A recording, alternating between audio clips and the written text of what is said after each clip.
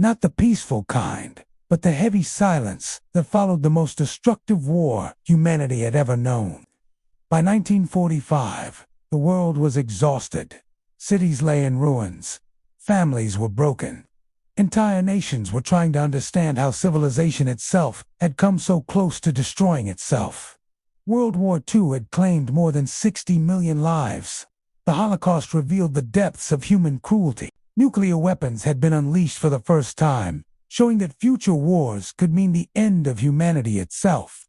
Leaders across the globe faced a single, urgent question.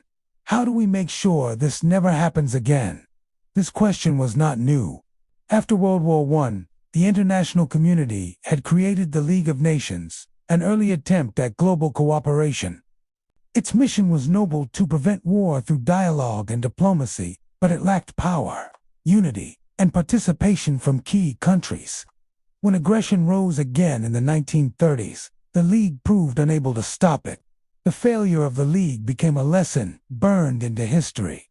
As World War II still raged, that lesson shaped the thinking of Allied leaders. In August 1941, before the United States had even entered the war, President Franklin D. Roosevelt and British Prime Minister Winston Churchill met secretly aboard ships in the Atlantic Ocean. There, they drafted the Atlantic Charter, a short but powerful document outlining a vision for a post-war World I based on self-determination, economic cooperation, freedom from fear, and freedom from want. This vision planted a seed. On January 1, 1942, representatives of 26 nations fighting against the Axis powers signed a document called the Declaration by United Nations. For the first time, the term United Nations was used. At that moment, it did not yet describe an organization, but rather a shared commitment to defeat tyranny and to build a more stable world afterward. As the war turned in favor of the Allies, planning for peace accelerated. In 1944, diplomats from the United States, the United Kingdom, the Soviet Union, and China gathered at the Dumbarton Oaks Conference in Washington, D.C., over weeks of intense negotiations. They debated how a new international organization should work. How much power should it have? How would decisions be made? How could smaller nations be protected, while larger powers remained engaged? The answers were not easy. One of the biggest challenges was balancing idealism with political reality.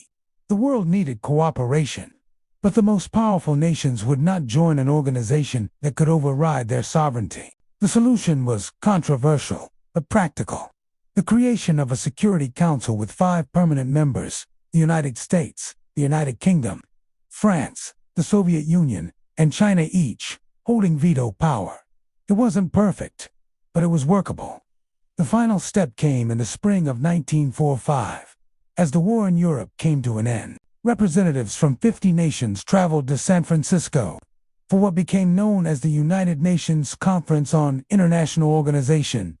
For 2 months, delegates debated, revised, and refined a founding document, the United Nations Charter. The atmosphere was solemn but hopeful. Many delegates had lived through 2 world wars. Some came from nations still under occupation. Others represented countries newly emerging onto the global stage. Despite their differences, they shared a common understanding. Peace could no longer depend solely on military strength. It required cooperation, law, dialogue, and shared responsibility. On June 26, 1945, the United Nations Charter was signed. And on October 24, 1945, after enough nations ratified it, the United Nations officially came into existence. That date is now celebrated each year as United Nations Day. The purpose of the UN was clear from the beginning. It was founded to prevent future wars by promoting collective security. It aimed to protect human rights after the world had witnessed genocide and mass suffering. It sought to encourage economic and social development, recognizing that poverty and instability often lead to conflict. And it provided a place where nations could talk before they fought. The UN was not designed as a world government.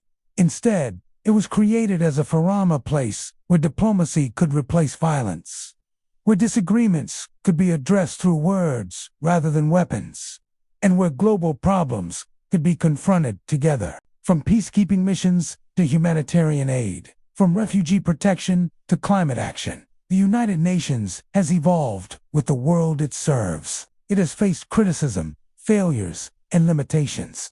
But its existence represents something unprecedented in human history. A standing commitment by nations to solve global problems collectively. The UN was founded because the cost of division had become too high. It was formed because the world learned, painfully, that isolation breeds conflict and silence enables injustice. It exists because after the darkest chapter of the 20th century, humanity chose cooperation over chaos.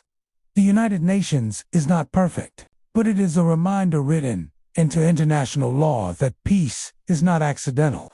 It is built, protected, and renewed through shared effort. And that choice, made in the aftermath of unimaginable destruction, continues to shape the world today.